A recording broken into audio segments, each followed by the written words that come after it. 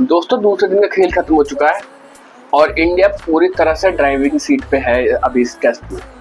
दोस्तों 210 पे 5 से इंडिया ने 587 का जो स्कोर अचीव किया है। ठीक है, इसके मेन कारण है दो पार्टनरशिप्स।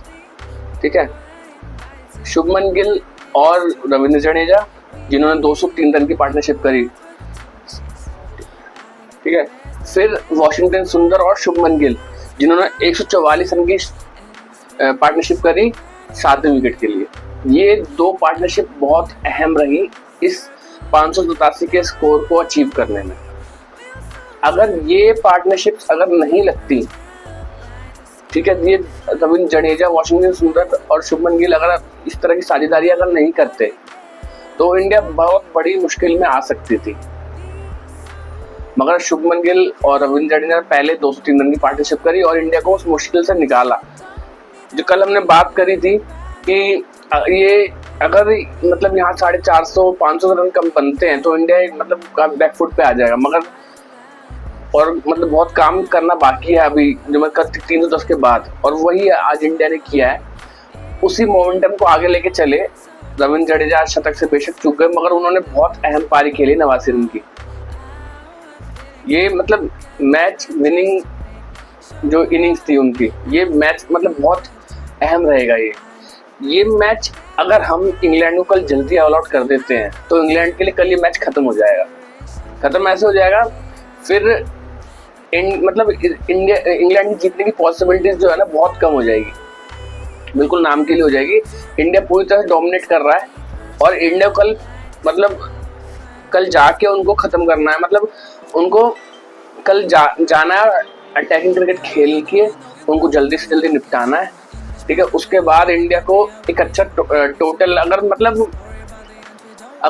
200 के अंदर में अगर उनको ऑल आउट कर देते हैं तो हम फॉलो ऑन का भी सोच सकते हैं। मगर फॉलो ऑन अगर 200 के अंदर ऑल आउट भी करते हैं 300 रन के आसपास की अगर इंडिया के पास लीड होती है तो मैं कह रहा हूँ इंडिया बैटिंग करे।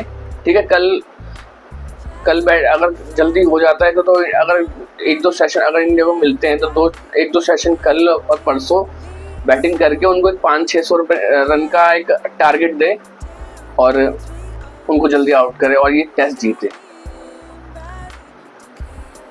जो हमने पिछले मैच में जो गलतियां की थी मतलब वहाँ उस मतलब बैटिंग खासतौर से बैटिंग लोअर बैटिंग जो ऑर्डर था उसमें ये दो जो पार्टनरशिप लगी जडेजा और वाशिंगटन सुंदर के साथ, ये हमने पिछले मैच की गलतियों से सीख ली है। जो पिछले मैच में जो कॉलअप्स हुए थे हम एक अच्छी पोजीशन में थे, 430 पे थे, फिर 471 पे ऑल आउट हो जाते हैं, 41 रन पे 7 विकेट हो गए और सेकंड इनिंग में ऐसे हुआ 30 रन पे 6 विकेट हम गिरा देते हैं। ये इन दो पार्टनरशिप से हमने एक अलग मतलब 587 का जो स्कोर अचीव कर लिया है। ये हमारे लिए मतलब जिस तरह से शुभमन गिल, जडेजा और वाशिंगटन सुंदर ने बैटिंग करी है तो मतलब काबिल तारीफ है। शुभमन गिल खासतौर से 269 रन मतलब बहुत एक इस तरह की सीरीज है। आप इतनी बड़ी सीरीज है, ठीक है, 5 टेस्ट की सीरीज है, आप बाहर जाके आप पहली बार कैप्टनसी कर रहे हो और कैप्टनसी में ऐसा नॉक खेलना है। मतलब एक कैप्टन की पारी जिस तरह से उन्होंने खेली है बहुत बेहतरीन पारी है। और वही मतलब यही था। शुभमन गिल कल भी हम बात करते हैं, शुभमन गिल एंकर कर रहा है और बहुत अच्छा एंकर किया उन्होंने इनिंग को। ठीक है, उनके साथ जो पूरी जो टीम खेली है ऑलमोस्ट उनके इर्द गिर्द खेली है। ठीक है, बीच में रविंद्र कहते हैं पहले ऋषभ पंत, फिर रविंद्र जडेजा, फिर वाशिंगटन सुंदर, जो ये पूरा इनिंग मतलब ऑलमोस्ट जो पूरी बैटिंग लाइनअप है वो उनके इर्द गिर्द खेली है और उन्होंने बहुत अच्छा इनिंग को एंकर किया है। इस तरह के एक बैट्समैन की बहुत जरूरत है जो इनिंग को एंकर कर सके, पिच पे मौजूद रहे और पूरी टीम उनके इर्द गिर्द खेले। और एक पार्टनरशिप इस तरह से लगनी बहुत मतलब जरूरी हो जाता है। और आज मतलब इंडिया पूरा दिन इंडिया ने डोमिनेट किया और इंडिया अभी इंग्लैंड 77 पे 3 है। ठीक है, जो रूट और हैरी ब्रुक पिच पे है मौजूद है। जो रूट ने 18 रन बना के पिच पे मौजूद है और हैरी ब्रुक 30 रन बना के। इससे पहले जैक क्राउली है 19 रन बना के और सिराजी गेंद पे कैच आउट हुए करुण नायर को। बेन डुकेट और ओली पॉप जिन्होंने पिछले मैच में शतक बनाए थे, इस बार आकाशदीप ने उनको चलने का मौका नहीं दिया, खाता भी नहीं खोल पाए वो दोनों। ना अटैकिंग क्रिकेट खेल रहा था।